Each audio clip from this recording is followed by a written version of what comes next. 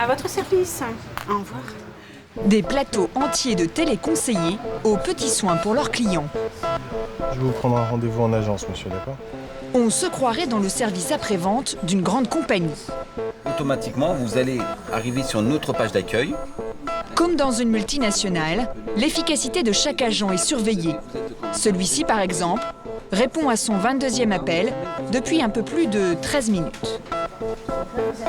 Là, on n'a fait qu'une préinscription.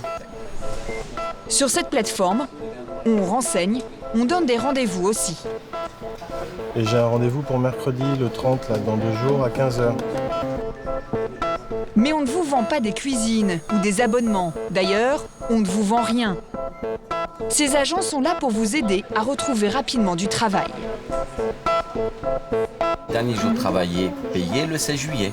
En 2010, un actif sur 5 passera un coup de fil ici parce qu'il sera, à un moment donné, confronté au chômage.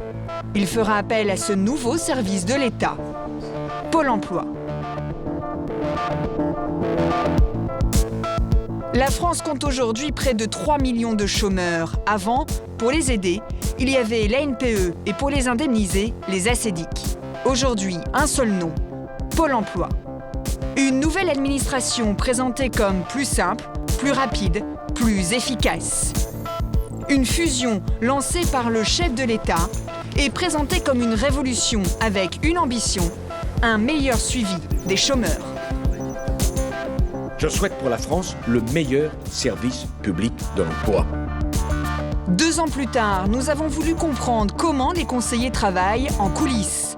Ce nouveau service public est-il vraiment efficace? Enquête sur les méthodes employées pour faire baisser le chômage en France.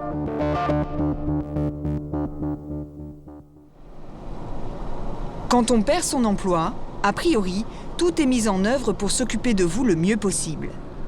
Direction la banlieue parisienne, à Trappes. Ici, dans les quartiers populaires, 18% de la population est sans emploi. C'est près de 2 fois plus que la moyenne nationale. Bonjour. Alors à 8h30 chaque matin, quand l'agence Pôle emploi ouvre ses portes, il y a toujours au moins une vingtaine de personnes. À l'intérieur, locaux flambant neufs, couleurs flashy, on se croirait presque dans une boutique tendance. Sauf qu'ici, l'humeur est loin d'être à la décontraction. D'accord. Je prends juste votre convocation. À l'accueil, Dalou ne perd pas une minute. Chaque jour, une centaine de personnes vient ici. Voilà, monsieur, vous passez dans la salle numéro 2, la personne est prévenue. La personne suivante. Bonjour, monsieur.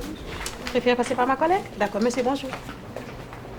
Et pour recevoir tous ces demandeurs d'emploi, l'agence compte 25 conseillers. D'accord. Ok. Ce qui fait que j'ai un petit peu de temps. Parmi eux, il y a Daniel, 40 ans, 3 ans de maison. Ce matin, c'est lui qui est chargé des inscriptions. Et il commence par cette jeune femme. Elle a enchaîné les contrats précaires. Aujourd'hui, elle est au chômage. Son premier rendez-vous à Pôle emploi va durer 30 minutes. Qu'est-ce que vous recherchez comme type d'emploi? Plutôt dans la pâtisserie. Dans la pâtisserie? Oui. Comme pâtissière? Tout l'enjeu pour Daniel, Est-ce que vous avez un CV avec vous? c'est de comprendre quel type de poste elle recherche. Et ça commence par l'étude des diplômes. Donc vous avez un CAP, Oui. le BEP également.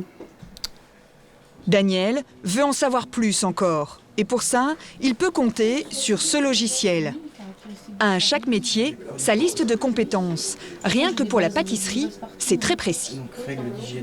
Alors, confectionner quel type de produit? Donc les chocolats, Le chocolat, oui, j'ai un CAP. la confiserie, Pareil, les glaces et les sorbets. j'ai une base. Renseigner les clients sur les produits et effectuer la vente. C'est pas mon métier. D'accord. Au bout d'une demi-heure, Daniel connaît parfaitement les capacités de la jeune femme. Alors il va vérifier s'il n'y a pas un poste libre pour elle. On va consulter le fichier des offres pour voir s'il y a quelque chose qui correspond à votre recherche. Pour ça, il dispose d'une base de 3 millions d'offres déposées par des employeurs sur le site internet de Pôle emploi. Résultat, une dizaine de postes correspondent au profil de la jeune pâtissière. Seulement, elle n'est pas prête à accepter n'importe quel emploi. J'ai travaillé chez eux en fait déjà. J'ai déjà travaillé chez eux. Et c'est trop gros. Regardez, 999 employés, il y a 500 personnes dans la pâtisserie. Ok. Daniel ne l'oblige pas à répondre à une de ses annonces.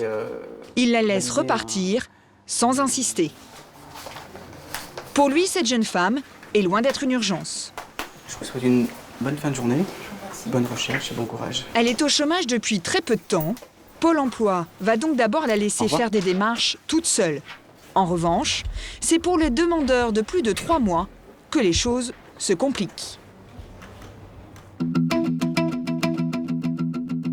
Daniel doit les suivre de manière très régulière et cela lui donne beaucoup de travail. Comme tous les agents, il a sa propre liste de chômeurs. À partir du 4e mois d'inactivité, il doit les conseiller. Dans quel domaine vous souhaitez faire une formation? Mais aussi leur mettre la pression. Le but, c'est de vous suivre pour vous aider. Des rendez-vous obligatoires en tête-à-tête qui sont censés avoir lieu chaque mois. Vous avez quel âge? Résultat, Daniel peut voir jusqu'à 15 personnes par jour. Pour ce suivi régulier, il n'a plus 30 mais 20 minutes par personne. Or, 20 minutes, c'est parfois très court, surtout avec les dossiers compliqués. Monsieur aussi? Monsieur Sulandy, s'il vous plaît. Comme par exemple avec cet inventoriste, un magasinier d'origine indonésienne, au chômage depuis 4 mois. C'est la première fois qu'on se voit. On s'est jamais vu. Mais autre endroit, avec lui, c'est la première fois. Ça, c'est le problème. L'homme parle très mal français. La communication est difficile. Avec l'Excel, etc. D'accord. Quand je travaille à l'ambassade, je travaille avec la Word. Avec Word, système Word. Word. Word. D'accord. Pour l'aider, Daniel vérifie s'il sait, tout seul, trouver des offres d'emploi. D'accord. Comment vous faites pour rechercher des postes d'inventoriste? Ça veut dire, Comment vous recherchez le travail? en tout cas, quand je lancé à CV, Oui. comme ça, D'accord. Ce n'est pas clair. Alors Daniel lui explique rapidement comment regarder les annonces sur Internet. Et puis, il s'arrête là. Les 20 minutes sont écoulées depuis longtemps. Des stocks audiovisuels et écrits. Au départ, on a 20 minutes pour l'entretien. On a dépassé un petit peu ces 20 minutes. D'accord? On a fait 10 minutes de plus, donc ça prend du temps. Daniel veut quand même lui trouver une place dans un atelier d'aide à l'emploi. Pour ça, il prendra sur son temps personnel. ouais. Son prochain rendez-vous attend déjà. 20 minutes pour conseiller, mais aussi pour contrôler, car Daniel doit vérifier que les demandeurs cherchent bien du travail. Et là encore, 20 minutes, c'est peu. Cet homme, par exemple, est au chômage depuis plus d'1 an. Et Daniel veut savoir pourquoi sa situation n'avance pas. Concrètement, sur votre recherche d'un poste de chauffeur-livreur, vous en êtes où? Mais j'attends toujours. Vous attendez? Voilà. Je passe des agences, je passe là où je travaillais. Bon, pour Vous êtes- ça, il y a quelqu'un qui va libérer son poste au mois d'août. D'accord, dans une C'est pas entreprise? grave. C'est quelle société? C'est TNT. L'homme affirme avoir une piste. Mais Daniel n'a pas le temps de vérifier si un poste est entreprise. Il est obligé de lui faire confiance. Alors, les offres. Donc, j'ai un poste pour- Surtout qu'il est censé, comme à chaque rendez-vous, faire le tour des offres avec le chômeur. Et justement, il y en a une qui correspond exactement au profil de l'homme. Une cuisine centrale. Vous travaillez du lundi au vendredi de 5h du matin à 12h25 avec 15 minutes de pause. Ça correspond un petit peu à votre recherche? D'accord. Je vais vous imprimer. L'annonce est imprimée. Seulement, Daniel n'a pas le temps d'aider l'homme à répondre à cette offre d'emploi. Difficile de savoir si ce demandeur le fera une fois rentré chez lui. Bonne journée. Merci, monsieur. Au revoir. Mais le chômeur suivant est dans la salle d'attente et Daniel a pris du retard. Je vais avoir moins une demi-heure de retard, sachant que je reprends les inscriptions à 13h. Et donc ça risque d'être difficile. Mais bon, c'est le quotidien. Et s'il court comme ça, c'est parce qu'il doit suivre personnellement plus d'une centaine de personnes tous les mois. Et ce n'est pas du tout ce qui était prévu à la création de Pôle emploi. En septembre 2008, dans une interview, la ministre de l'économie, Christine Lagarde, fixait comme objectif 80 chômeurs à suivre par agent. Seulement, entre-temps, la France a connu une très forte hausse du chômage. Le nombre de demandeurs d'emploi a augmenté. Les agences se sont retrouvées submergées. Résultat, Daniel n'a pas 80 mais 127 entretiens à assurer tous les mois, 47 de plus que prévu. C'est pour cette raison qu'il n'a que 20 minutes par personne. Mais surtout, il n'a pas le temps de voir tout le monde. Sur son écran, en gris foncé, tous ceux qu'il n'a pas pu voir ce mois-ci. C'est logique, hein, on n'a pas suffisamment de pages pour les recevoir. Donc... En tout, une quarantaine de chômeurs livrés à eux-mêmes. Daniel confirme que 127 entretiens par mois, c'est un rythme impossible à tenir. C'est du suivi tous les 2 mois, tous les 3 mois. Le demandeur, il vient s'inscrire, il a besoin de conseils, il a besoin qu'on lui consacre du temps. Il a besoin d'être accompagné. Est-ce qu'à l'heure actuelle, on peut le faire de manière correcte? Je ne suis pas forcément sûr. Il faut bien s'adapter. Hein. Tous les chômeurs ne sont donc pas suivis tous les mois. C'est la réalité. Une réalité? Peut-être. Mais elle pose un sérieux problème à d'autres personnes dans cette agence à Trappes. Notamment au directeur, José Rodriguez. Lui a tout intérêt à ce que chaque chômeur rencontre bien son conseiller chaque mois comme prévu. Et vous allez voir pourquoi. Avec son adjointe, Dominique, Bien. ils font le point chaque lundi sur les performances de l'équipe. Comme dans une grande entreprise, ces dirigeants sont jugés sur leurs résultats. Tout tient dans un tableau actualisé chaque semaine. Par exemple, le nombre de visites en entreprise est décompté. Les agents en ont fait 122 ce mois-ci. L'objectif était d'en faire 99.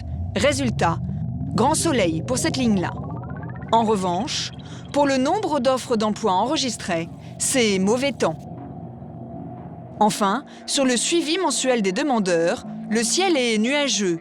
55,9% ont eu un entretien au mois de juin, alors que la direction fixe comme objectif 60% de reçus. C'est une mauvaise nouvelle.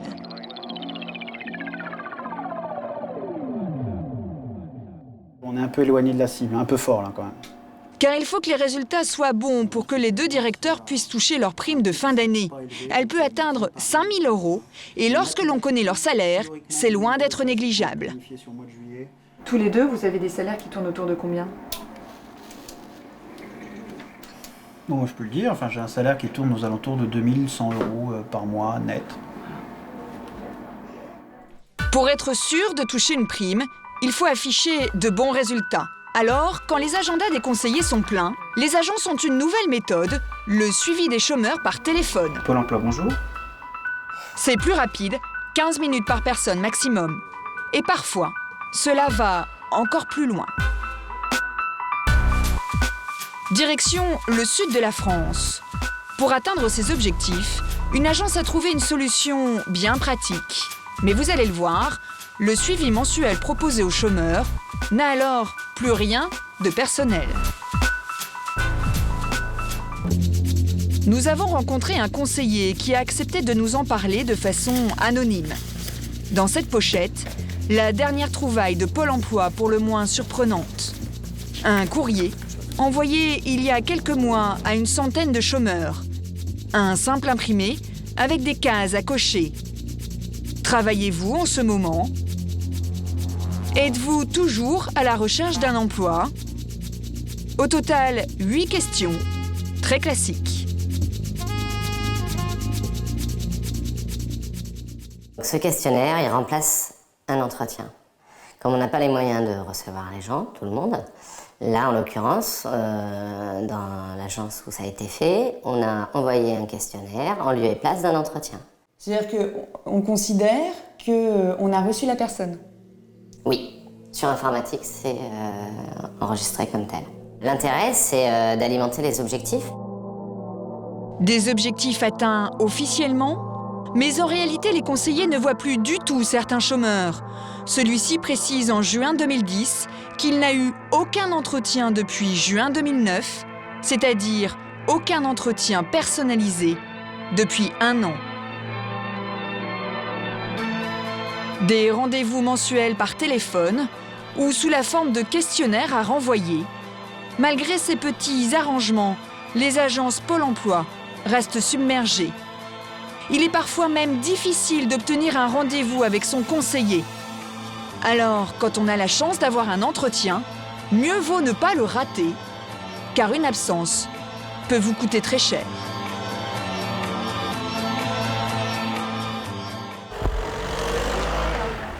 Retour à l'agence de Trappes, au bureau du directeur. Dans les mains de son assistante, une liste de chômeurs. Bonjour Julie. Tous ont été absents au dernier rendez-vous fixé par leur conseiller. Or, selon les règles du Pôle emploi, ces chômeurs risquent la radiation, c'est-à-dire la suppression de leurs allocations pendant 2 mois. Alors, c'est le rituel. José Rodriguez va étudier chaque dossier avant de décider d'une éventuelle radiation. Premier cas, une femme explique qu'elle n'est pas venue à son rendez-vous parce qu'elle était chez le médecin. Elle a joint un certificat médical. D'accord. Bon. Pas de problème, José Rodriguez décide de ne pas la radier. Le deuxième cas est beaucoup moins évident. Ce chômeur aurait raté son rendez-vous à cause d'un entretien d'embauche. Il produit même un certificat de l'employeur qu'il a reçu et qui explique qu'au final, il ne le prendra pas. Le justificatif, il me dérange. Mais José Rodriguez est sceptique. Vous avez un cas de conscience là? Oui, concrètement oui. J'ai un justificatif, il me dérange parce qu'il ne couvre pas l'heure. Donc il est insuffisant à prouver la bonne foi de la personne. C'est-à-dire en fait, elle était convoquée à quelle heure? 11h30 et le certificat couvre la journée. Donc, Le directeur aurait aimé un justificatif aux horaires plus précis. Mais il hésite encore à radier ce chômeur car cela veut dire 2 mois sans revenu. Il a donc besoin d'en savoir plus. pour le coup, celle-là, on va regarder un petit peu. Là, vous faites quoi? Alors je vais essayer d'identifier un peu le parcours et l'historique de la personne chez nous. L'homme a déjà été menacé de radiation pour rendez-vous manqué. J'ai quand même un historique qui fait état à plusieurs reprises d'avis de radiation, de reprises. On a été gentil, on va dire, probablement avec cette personne à plusieurs reprises. Bon, à un moment donné, on va peut-être reprendre le dialogue de manière un peu plus ferme sur voilà, quel est le contrat social qu'on passe quand on est inscrit à Pôle emploi. Voilà. Selon le directeur, les absences de ce chômeur sont trop répétées. Je maintiens la radiation sur ce coup-là. Pendant 2 mois, cet homme ne recevra plus d'allocation et il va disparaître des fichiers. Bah voilà. Bien. Bah merci Julie. Une personne radiée, c'est donc une personne de moins à gérer pour l'agence. Et l'an dernier, des radiations. Il y en a eu 500 000 en France. Le problème, c'est que selon des associations de chômeurs, toutes ces radiations ne seraient pas justifiées. Des directeurs auraient la main un peu lourde. D'ailleurs, sur Internet, des témoignages sur des sanctions jugées abusives se multiplient. J'ai été radiée pour 10 minutes de retard. Un site propose même une assistance juridique aux chômeurs concernés, car les tribunaux sont parfois le seul moyen d'obtenir gain de cause face à Pôle emploi.